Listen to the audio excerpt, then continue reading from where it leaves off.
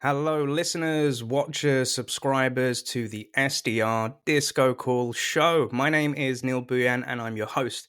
If this is your first time coming across this show, or perhaps you're a returning listener and watcher, this show is all about helping out SDRs or sales development reps in the world of tech sales. And my job is to find inspiring and great people working in the industry to get insights as to how did they get into this career, what advice would they offer to people that are just starting out in sales, and I freaking love it. And also to say, this is a very, very special day because today is the 24th of November, 2023, and today is the show's third official birthday. So we started 3 years ago, and since then we've had over 80 great episodes of SDRs and sales greatness, 90,000 downloads in over 60 countries. And I just wanted to say a massive thank you to all of our fans that support the show. Well, enough about that. Let's get back to our guest. So this person is somebody that was introduced to me by one of our former guests, Louis. Thank you very much. And said, you need to get this person on the show. I think they're going to be great. And I couldn't agree more. So guest, could you please introduce yourself? Who are you? Hi, I'm Lea Buecker, and I'm currently an account executive working for Cognizant. Thank you very much for the strong introduction there, Lea, and it's a pleasure to have you on board. Lea, could you tell us at a high level, what does Cognizant do and who are the type of people that you help? Absolutely. So we are, in a nutshell, a B2B data solution. So if you're an SDR, if you're an AE, you want to reach out, like you don't have the phone numbers, you don't have the emails, or you don't even know which accounts to target, you log onto our solution and we help you find it. And that means really I'm speaking to sales leaders, marketing leaders, operations, and anyone up there who's really involved with basically just making the organization grow, run, and generate some business. Love it. Thank you very much for that, Lea. And whereabouts in the world are you based, So Lea? I'm currently based in London, and specifically for the Londoners, because you will always ask me where in London, North London. Woo woo, North Wheezy. Love it. Thank you very much. And outside of sales, Lea, what things do you like to get up to? What hobbies, interests, and passions do you have? So I've got some very basic, boring hobbies that would be going to the gym and reading. However, I think a bit more niche hobby of mine is musical theatre. So I love acting. Oh, I've acted my whole life. I love singing. You can catch me at the Phoenix Theatre. So I'm really involved in that area as well. wow. I love that. I know if I'm picking up my son from Stagecoach School today, so perhaps maybe one day we can come and see you Oh, perform. How's that sound? absolutely. Do come. He would love it. I know he would. He freaking would. So, all right. Thank you. That's something new that I've learned. Thank you for sharing that.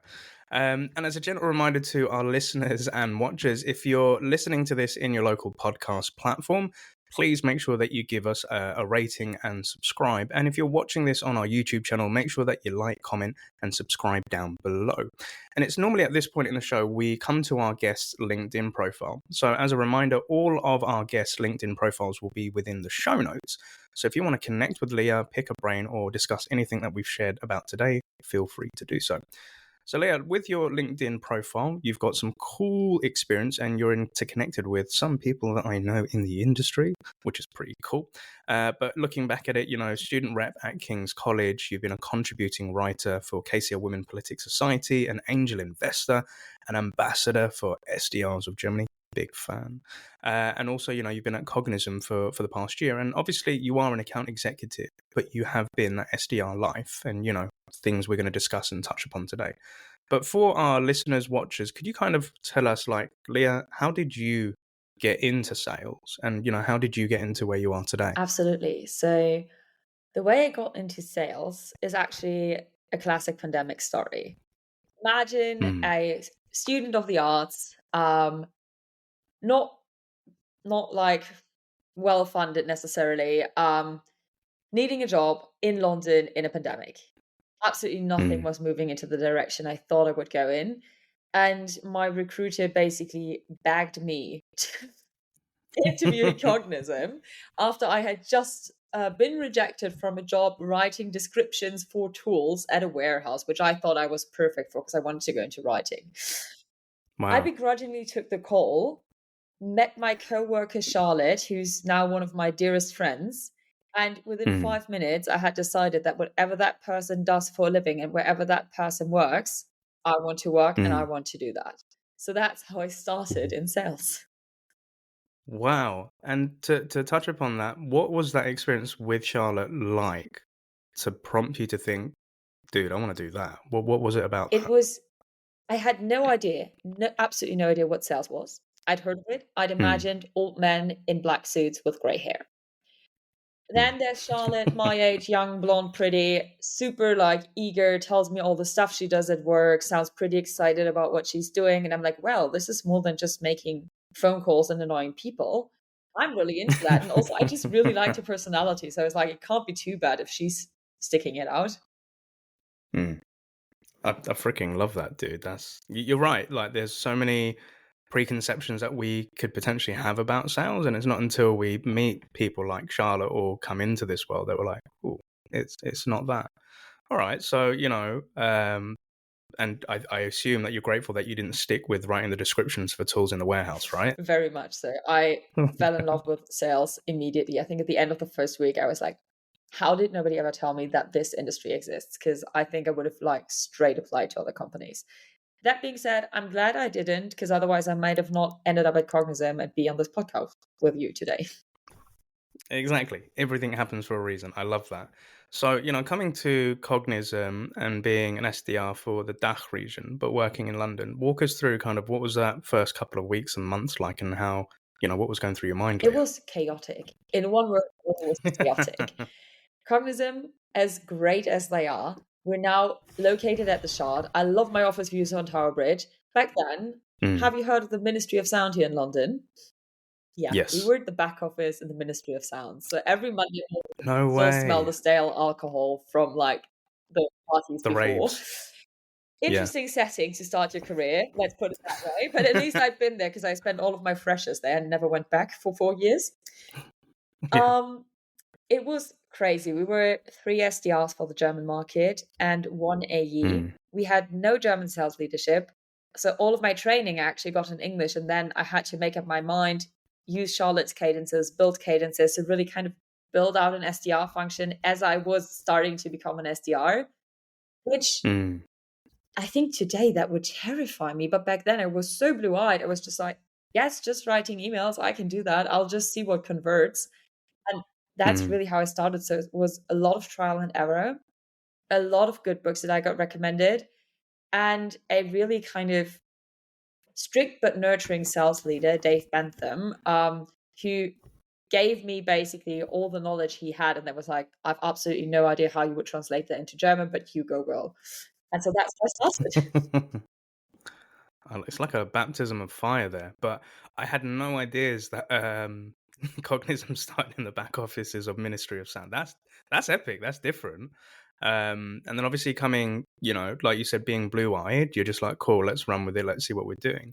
And for somebody that has worked in the DACH market, and obviously that you guys provide data and information, I know that within the DACH market, they can become very sensitive to data, information, where is this located, and all this stuff. So what was it like for somebody that never worked in sales, talking to a market who are, predominantly strict when it comes to information and data? What was that life like? So the learning curve was literally, it wasn't just like this, it was like this.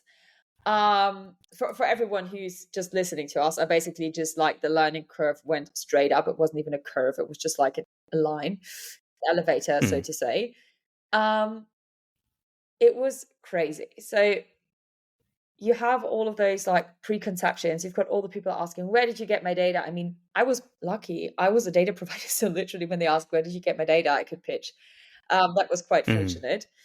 Um, lots of questions, lots and lots of questions around data, but it also led me to being the AE now that everybody comes to when they've got GDPR questions, especially for the German region, because mm, I know that GDPR law like back in Cantonese, when you wake me up at 3 a.m. at night, the way your math teacher wants you to know the formulas that I never knew, I know the GDPR laws because I've been asked about it wow. a lot. Apart from that, if you are reaching out individually, if you really personalize it, I found the German market to actually be a market of people that's very welcoming once you made it in, which is also why I joined Mm, SDRs of Germany, because it seems so scary. To me, it's one of the scariest markets to prospect in. So hats off to everyone who does it. But once you're in, It's good. I love that. Wow. So like you're becoming, not knowing what you're doing, but then being like you said, a data provider yourself. So yeah, dude, that's how I got your details.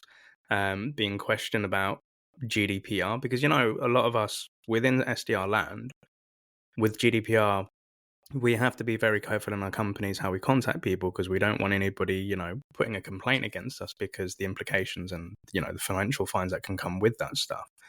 So you're speaking to those people. But I love how you say, okay, you became very knowledgeable in that, and now you're that go-to person if somebody has a GDPR question. I wish I had you back in the day. And then, like you said, like once you get into that market and the DACH region becoming welcoming to you, it's cool. I love that. And it is something that I've experienced as well. You kind of had to, I think back in my days, you had to have somebody that was already a customer within that region that could be referenced. They would have a chat with them. And once they know you're legit, they were super cool and nice. But obviously, there was that, who Yeah. are you? Where did you get my information? I don't know if I'll be interested in this. Where are you based? Scary, like you said, very scary. And I do want to come back to that SDRs of Germany piece as well. But then, what was that journey like for you being an SDR in those early days, moving through to being a BDR and then becoming an account executive? Walk us through that journey and what was that like? So it was a right time, right place thing that happened. To like Cognizant was very strict about like promoting. It's by now it turned into the Hunger Games. It's crazy. Everybody wants it. They are really strict with their criteria, weeding out people left, right, and center. Mm, We were in a very fortunate position because we were Germans and we had just brought on German leadership in January. So like about like 4 or 5 months after I joined. We started bringing mm, on the first German sales leader. The second one joined in like March or April, I think. And they were restructuring the team. They were opening an office in Cologne. They were really building out the region. We were a little bit concerned as kind of like UK satellites, what's happening to us. And then we didn't really have, so we were always helping out with demos anyway, like doing really deep discovery. So they saw that we could do it. And then one day in April, they called us into the office. And for some reason, we legit thought we would get fired because we're in the UK and they're now building a German team, or at least I thought that. I tend to overthink a lot, and I'm like, yeah. expect the worst, so it can only get better. Mm, And yeah, so we went into that office, and they were like, "Hey, Leah, Charlotte, by the way, there's going to be some structural changes, and like from the basically in 2 weeks, you guys are going to be AEs." And I just remember like fireworks went off in my head. I was terrified. I almost peed my pants. I was like, oh my God, what's happening? Because it was so yeah. unexpected. And that's how I became an AE. But then from there, it was grind. I had like 2 weeks to prepare for the role. Fortunately, Mm, I've always been very thorough with my discoveries, even on the phone or via email. So the discovery part actually wasn't something I was scared about. I was like, I can ask questions. I can ask a lot of good questions. I can get the information I want. I was mm. really scared about demoing people. Yeah. On my Oh, first really? sales call, my sales leader, she joined me, and I closed that deal, by the way. So it didn't go as terrible. Like, I closed the first demo I've ever had. Oh Woo! boy, was I nervous. And after that call, I just sat at my desk here in my living room, like shaking. And I was like, what just happened? It was Yeah. scary. It was a scary, scary time. But then within like 1 or 2 months, I grew very comfortable in that role very quickly. Mm, Experience really helps, as all of my fellow AEs will know. Like, you can get as much training as you want. The thing that will really train you are the demos you do. And mm, so at that point, I really felt comfortable. And I had the first time the feeling that I was an AE. I wasn't just an SDR who'd been just like by luck and happenstance kind of like stumbled into the role, but that I'd really earned the spot there. But that was definitely yeah. something that I was kind of coping with during the first couple of months in that role. I love that. That's such a cool story. And I think, like, to pick apart some things there, being called into, all right, so things were changing. You've got uh, leadership within the local region, Hmm. also working in your satellite office, being called into this office and thinking, oh no, what's going on? Why are we being called into here? Right. And I was talking to somebody about this yesterday about, communication within sales. Sometimes if somebody slacks you and just says, hey, could we just quickly have a chat? We initially think, what have I done wrong? Right. And, there are things I want to pick up on this about, what advice would you, but you go into that meeting and actually it's the best thing that's ever happened. And like, wow, I'm being promoted to an account executive. Woo! Cool. What advice would you give to somebody that always constantly thinks, oh shit, what's gone wrong? What have I done wrong? What advice would you give to that person, Leah? So what I tend to do, and I don't know if that's the best way, but when I really sit there and I get paralyzed with fear, I'm just like, fuck, fuck, fuck. So can I swear in Yeah, this show? of Okay, course. great. When I sit there and do that, I think of, okay, what could they get me for? What did I do wrong? And then Mm, instead of just obsessing over, I don't know, just being like really fearful of the unknown, I at least think about scenarios. And usually you come up with like, no, but that would be ridiculous calling them in front of me. This, no, they yeah. wouldn't chat to me about that. That, no, my manager would have slacked me. And then you kind of like go through all the stuff it could be and realize there's really nothing bad that it could be that you've done, which will make you feel Mm, better. And at the same time, to me, it helps me feel in control of the situation because I think the actual problem that makes everyone go, oh no, what is happening? mm, It's not that you really think you've done something bad. It's not knowing what they want to talk about. That is the actual yeah, enemy. So by yeah. giving yourself at least the chance to think, okay, what could they maybe want to talk about or what could they not want to talk about? You're kind Mm. of regaining control of the situation. And usually you can play that through till the time the meeting comes around. I love that. That's some solid, awesome advice. And so on top of that, because I'm a person that does that, I, overthink a lot of things and I think, oh shit, what's happened? But a mindset that I try to get myself into when I get that shock or that message, I'm like, I now say to myself, I wonder what good news they've got for me. Mm. Because I just Yeah. try to, then it opens my mind a bit more rather than being worried about stuff. So thank you for sharing that. And then the other things that I wanted to ask, which you alluded to, is, there's a very strict criteria in terms of working towards that promotion and that role. And, you're somebody that's worked hard and you've earned it and you've done that grind. Um, and, you wasn't so scared about doing discovery. It was about doing demos to people, and hats off to you for your first demo winning and, closing. Love that. And I asked this question because I have coached, a few SDRs from Cognism over the past year, but SDRs from all over the place. And then in the last couple of months, there is a lot of promotion discussions. Neil, could you give me some help to prepare for that meeting? I got to do a presentation. Do you mind having a look at the presentation? I got to speak to the sales leader, then I have to speak to this blah, blah, blah. I do give them some advice as to what to do, but for somebody that's lived it, gone through it, what advice would you give to somebody that is, okay, going to have the promotion discussion initially, and they have that with that sales leader, and then the steps they have to do? What advice would you give to them, Leah? My first advice is that there's an 80% chance you're missing out on the two most important things they want to see during that demo. And that Mm, is a proper introduction. You need to set the agenda, especially Cognizant, but I think every sales leader loves you to set an agenda. You don't enter a call, be like, hey, Neil, this is Cognizant. Let's go. What's your problem, by the yeah, way? You are yeah, there, you do a little bit of chit chat, and you set an agenda. You don't mm, have to give timings. I have colleagues who do that. I personally don't. But you have to set an agenda on that call. That is so important, and they will look out for that. And the second bit is, what do you do once the demo is over? You just say, okay, mm, that's it. You write me an email. I'll send you a summary. See you soon, Neil. No. You see if you can confirm a timeline. You ask how you should prioritize that, which usually helps that to get a timeline. You're very new in your role. You don't have to ask about budget or anything. That's fine. But what you really need mm, to do is to lock in a next step.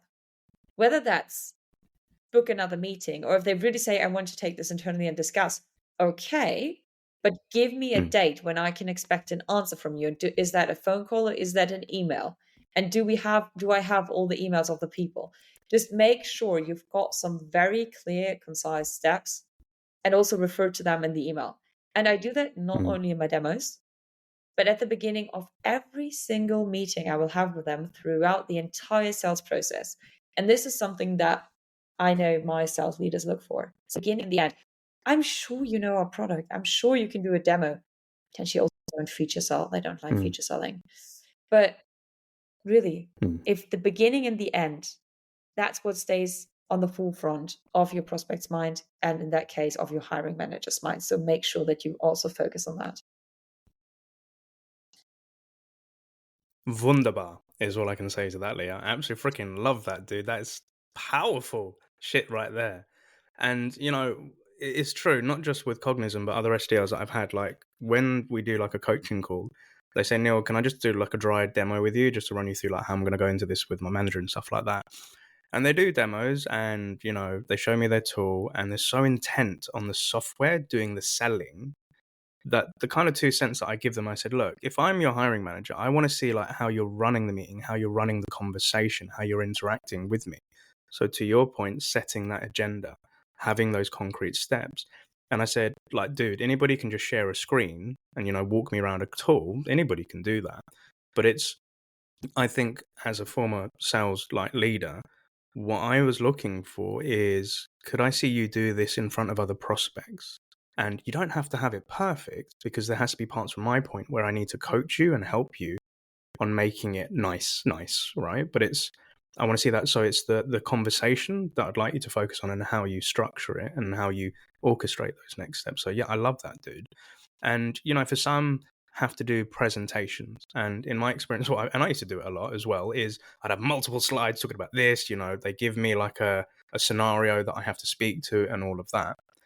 And with some reps, again, I'll stop here Mhm. on what tips I would give. But have you ever been in that position where you have to share a presentation? And if so, what sort of advice would you give when giving the Actually, I had to presentation to give the manager? a presentation as part of my hiring interview. Ooh, So was my last step, and I was very excited about it because I love giving presentations, which I know most people don't. Just reframe it. Just think of it mm, as like a theater play, and you'll be fine. Literally, you're just a character presenting the slides. yeah, And yeah, for the yeah, yeah. slides, the more minimalistic, the better. Don't overcrowd your Mm, slides. If you want to have things on there, instead of having a lot of words, give me a couple facts and figures, especially figures. I want to see figures on mm, those slides. I don't want to see we can improve your connection rate. I want to see we can improve your connection rate by 7 times, or we can increase mm, this by 29%, stuff like that. Give me a couple figures. mm, And also, don't outline every single thing that your solution does on the slides. I would be very bored if somebody would run me through an entire Cognizant deck. I send them out to my clients sometimes because they want it, where we've got everything broken down, but yeah. that's not your job to do on a demo. And everything you show, Mm. everything that is on the slides must have immediate relevancy. And that already helps you sort it out. We've got like 3 main use cases at Cognizant that you should know if you're applying, or like broadly know if you're applying for the position, if you are Mm. at that presentation stage. If they tell you which use case it is, why would you include other features that are not relevant? And if they come up in conversation, hey, you know those features, you surely can explain them, but I don't want to see them on the slides because what Mm. you do right now is feature selling and not value selling. I love that because I think in my days of being an AE, like a tip or script that I used to use was, Leah, there could be 3,000 features within my solution, but only 3 of them are applicable to you. So those are the 3 that I want to show you today. And that was based on the discovery call, etc. So I think that's really key. And I loved how you said you like doing presentations because it's kind of like a performance. I'm in exactly the same place, dude. Like, even for people that come onto this show, I've got those slides and it is like a presentation. I've done it hundreds of Yeah. times, but I love doing it, right? It is a performance. And I was recently helping out a mate who's recently joined. He's gone back to university to do marketing and events, and he had to do his first presentation in front of a group of his peers. And he was shitting his pants, and he just said, "Neil, you do this sort of stuff. Can you give me a hand?" And I was like, "Yeah, cool, dude. Let's do this." And he was showing me all these slides, and to your point, there was just so much text all over it, all of this stuff, and I just sat there. I was like, "Bro, I've struggled to listen what you've just said." Because I'm trying to read intently everything on your slides and I can't put my head in 2 places at the same time. So, no, to your point, minimalistic slides. What I kind of said to my mate Ash was, if you can just have images, right, and talk about the images, but to your point, have just some key facts about what you're trying to convey to your audience, right? And I said, your slide that you're going to share after is the takeaway, so you can add the additional information. And I think what he was trying to do was use the slides with all the text as his script. And I've seen this with a lot, and I used to do it as well. But to your point, I think keeping it minimalistic, and I said, dude, if you can do this in 3 to 4 slides max, epic. And it's just the conversation you're having, what you're trying to convey to that audience. And it is a performance, bro. And he's a DJ. So I said, just imagine this is a set you're doing in front of a crowd, and your slides are your tunes, and it's the feeling and the vibe that you're trying to give. But I love that. But also coming back to, this is a key topic. And I think when we go into next year, a lot of people are going to be looking for promotions and stuff. Once you've had that last stage interview and you've done everything that's been asked by your sales leadership, to make sure that you stand out and have good, footing to get that promotion, what is, after all of these interviews, what should you be doing as a rep? So as a rep, first of all, I would almost treat this like a sales cycle. I would literally send a follow-up email. I'd just be like, hey, sales leader or manager, thanks for the opportunity today. Do you have any immediate feedback for me? Any kind of like improvements or things I've done well, things I could go over? Potentially, if you want to be cheeky, also be like, when can I expect feedback? But definitely just ask for a little bit of or when can I expect a decision? Definitely just ask for some little feedback on your presentation. And if they go like, hey, Neil, we've seen like 15 people today, probably just going to get back to you next Wednesday. That's fine. You don't really want an answer. I mean, it's great if they give you feedback. What you want is to let them know you care. And just keep checking in with them. Honestly, you're probably, if you're an SDR, you're either working in startup culture or you're probably going more corporate, especially if you're more corporate. Just be really nice. I'm not meaning like bring your manager donuts every morning. They will probably get like, I don't know, high on sugar after 3 days, but like, just be really nice. Potentially even a bit more nice than usual. Nothing wrong with that, especially in the corporate world. Just stand out. Make sure that you still contribute. And one thing that a lot of people neglect, and that I think I would have done that incorrectly if I had been preparing back then. Now I wouldn't do it. Make sure that the work you're currently doing is still above average. You will have high standards if you made it to that stage. If your standards now slack because you're preparing for something else, you're showing that you're not able to handle more tasks and more responsibility.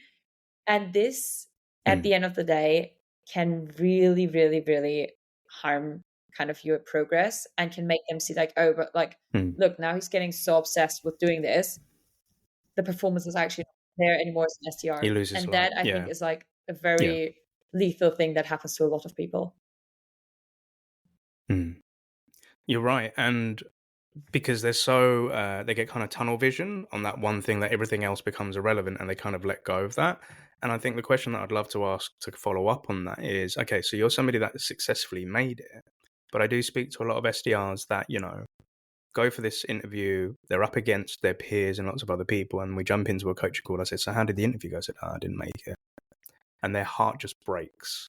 And they go into this really downward place. And I've had a few of these discussions, and I've had to bring these people back up and just say, look, it's not the end of the world, dude. But again, before I put in my 2 cents, what advice would you give to that person that went for that interview and wasn't successful? Where should their mind be? How do they detach from this? And then how do they get back on the horse? The first thing is that I would say is like, accept it and accept that you're allowed to feel sad about it for a day or two. I think there's no sense in you coming out, your manager telling you, oh, you didn't get it. You worked really hard for this. I would be worried if you weren't the slightest bit upset, because if you weren't upset and sad about it, I think you didn't really want it at all.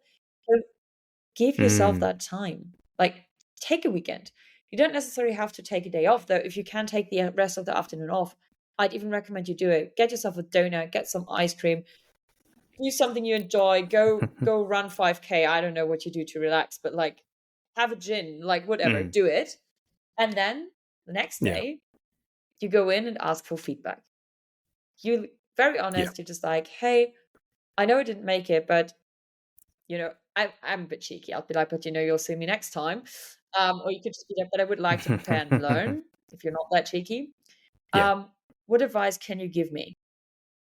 No one, if it's a good organization that wants you to grow, no one will reject a request for feedback. They will sit Mm. you down. Potentially, you can even Yeah. book in a meeting to run through with a hiring manager like a week down the line, gives both of you a little bit of space to think things over. And then, if you really like that company, like I would say, give it at least 2 goes at the same company. If you really like that company, Mm. try it a third time. And sometimes, which I have seen with a couple of my former colleagues and friends, sometimes it's also good to just like scan the market and look for an Mm. opportunity elsewhere. Because if you're a high performing SDR at one company, you might be able to start like an SMB AE at another company. And Yeah. sometimes, Yeah. if that is something that can help you, I used to do that when I was really upset at work. So, like, I'm so sorry, Cognizant, if you listen to this. But when I got really upset at work, I would literally just open like Glassdoor or LinkedIn Jobs and just like scroll through the opportunities I could go for so that I knew I still had the safety net. I could try again, but Yeah. if I would fail, if something was to go wrong, you're in sales, you're highly employable. There are options out there that pay well. You'll not go hungry, you'll keep the roof over your head. And after Yeah. this kind of beating of not being selected for the promotion, sometimes just like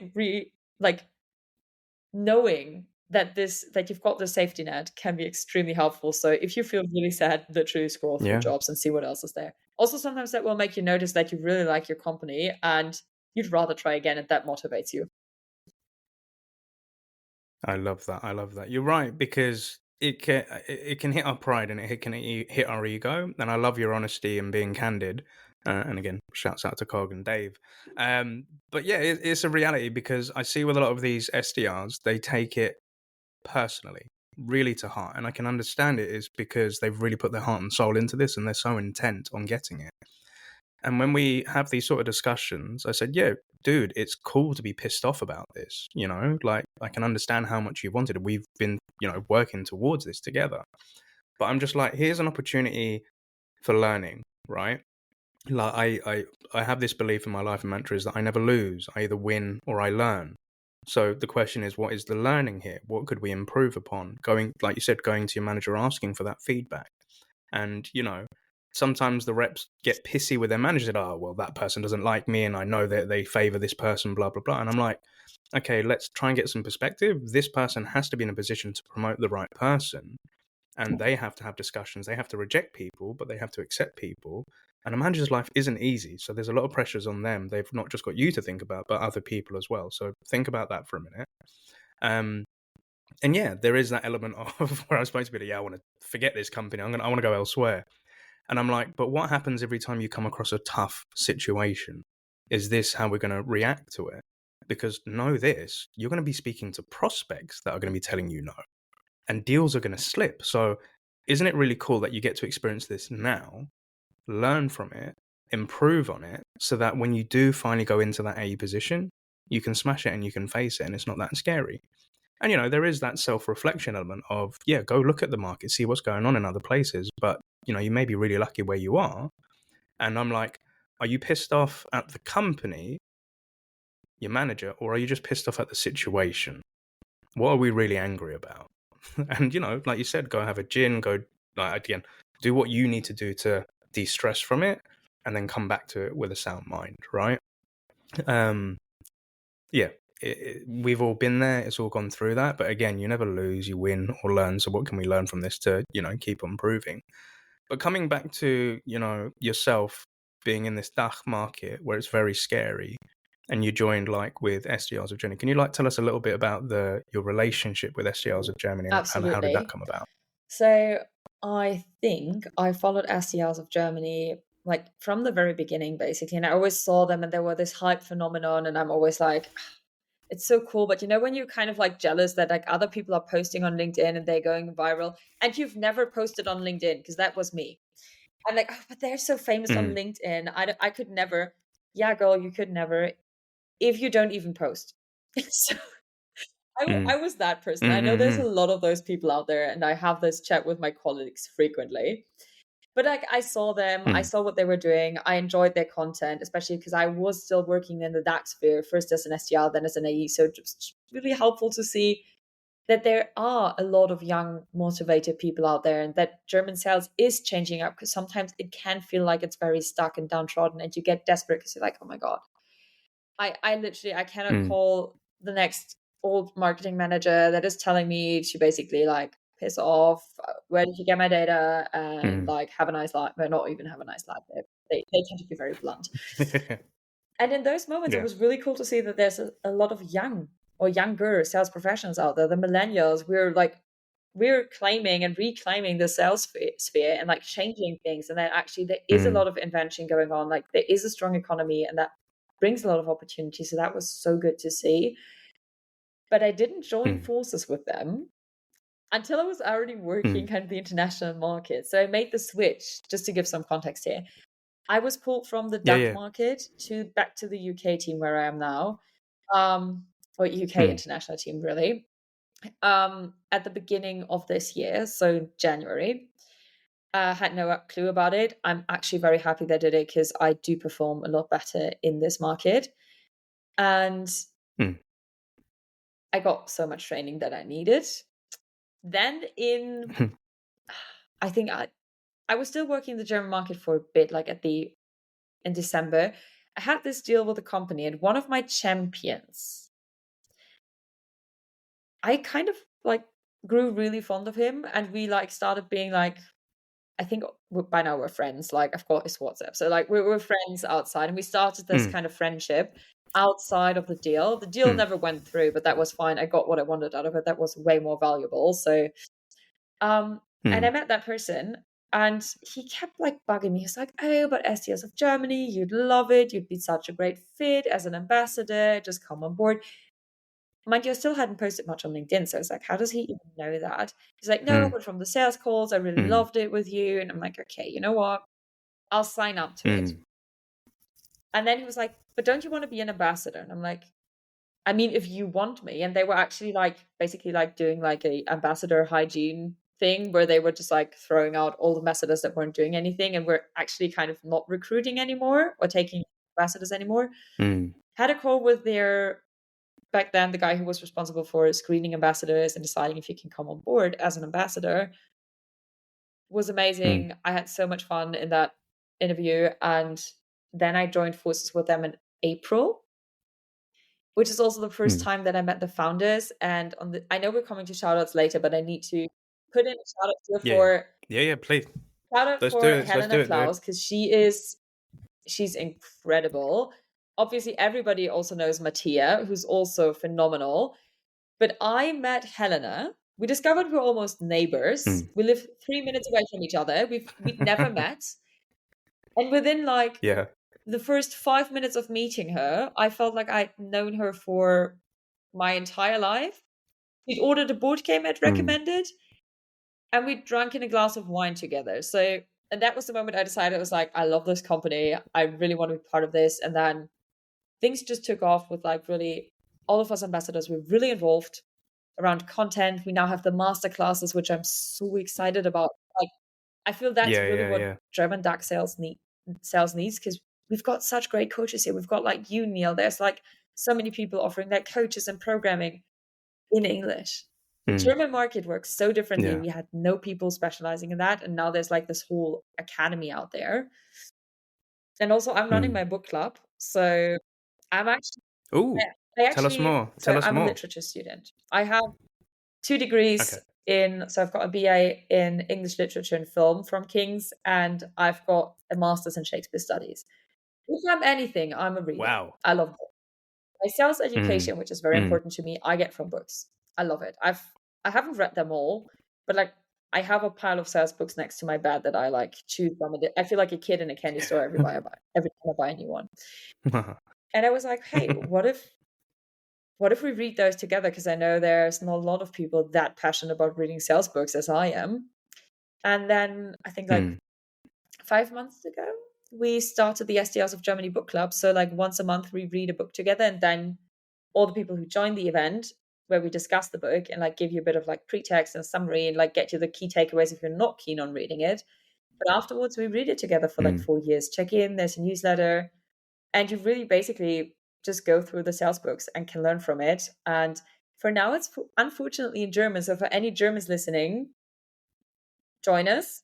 We'd be happy to have you. For Mm. everyone in English, do message me. If there's enough messages, I'll set up another one in English.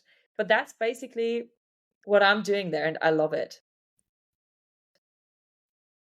Genau. All right. Well, what we'll be doing in the show notes is putting links in. So if people are interested to learn more about this and, find out more about SDRs of Germany, what Leah's doing with the book club and all these events. And you're right, because the 15, 20 years of working in tech sales, the DACH market or region, I only knew it through the reps that I either hired or the account executives that I worked with or the sales leadership.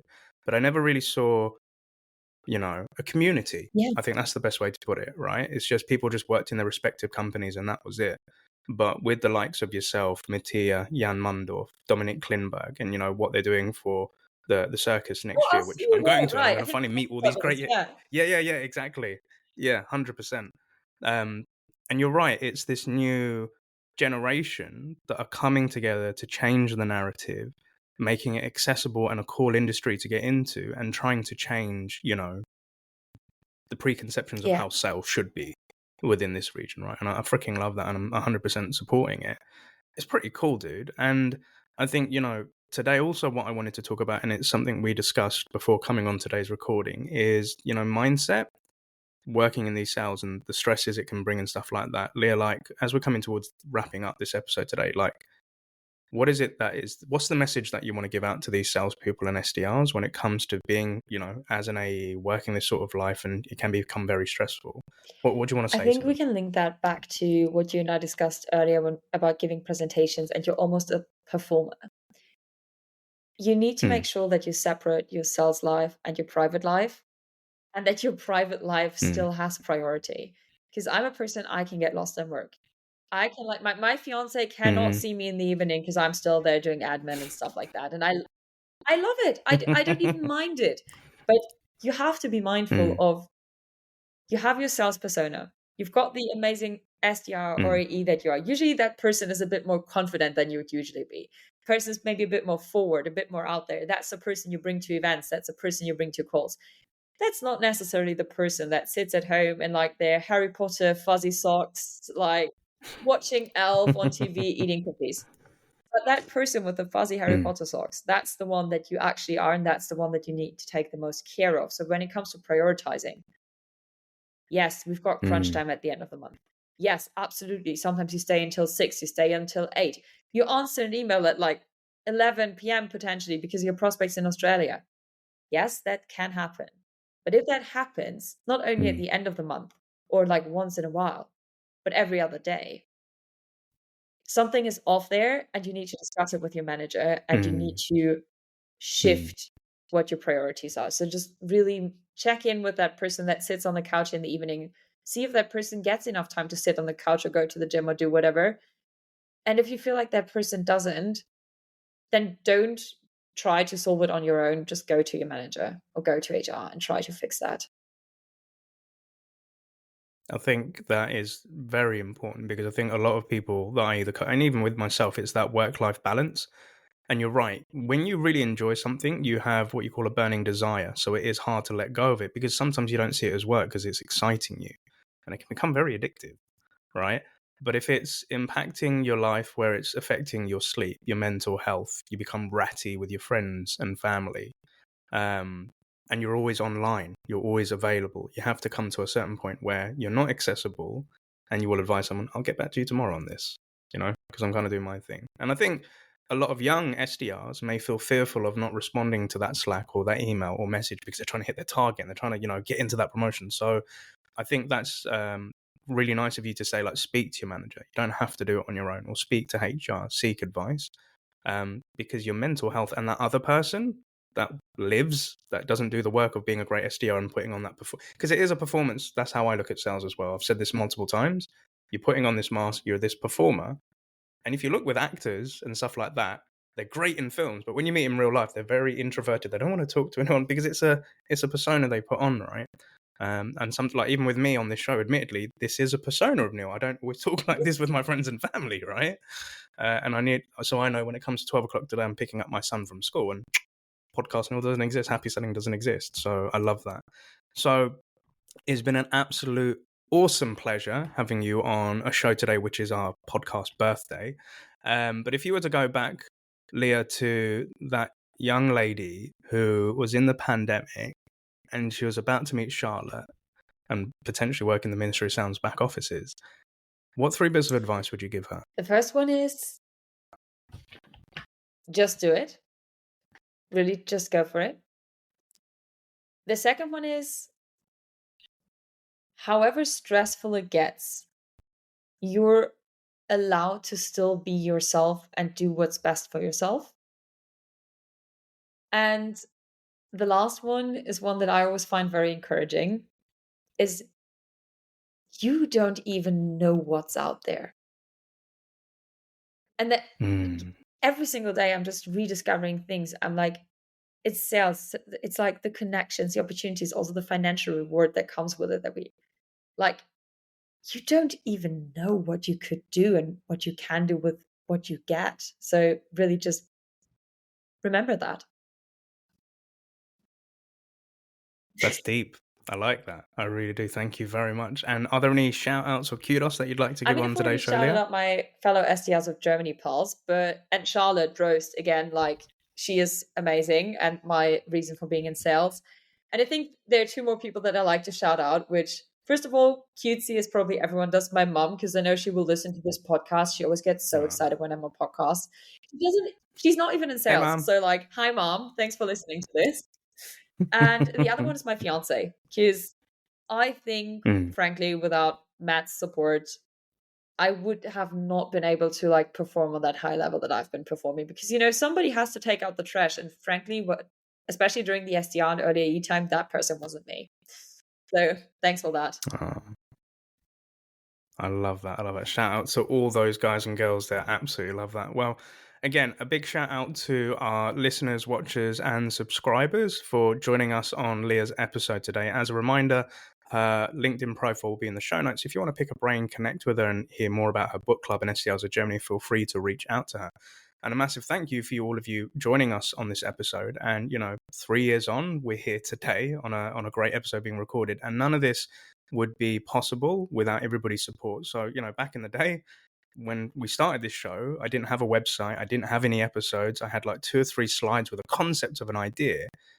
And 95,000 and 80 plus episodes later, we're here having great conversations with people like Lea. So I just want to say from the bottom of my heart, thank you very much. But Lea, I'm wishing you a successful Q4 and end of year. I know that our paths are going to cross again, especially out in Germany next year. But thank you so much for coming on the show. And most importantly, thank you so much. Happy selling. Thank you for listening to the SDR DiscoCall podcast today. We would like to get this message out to more and more sales development reps, so please like, comment, and share in your local podcast provider. If you don't want to miss a show, you can always send a blank email to SDR DiscoCall, one word, at bcast, which is bcast.email,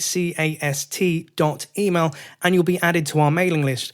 We're also on the lookout for new guests, so if you work in the world of sales development as an SDR, BDR, MDR, or ADR, and feel that you have an important message or story to share, feel free to email us at podcast@happyselling.io, and we'd love to have you on board.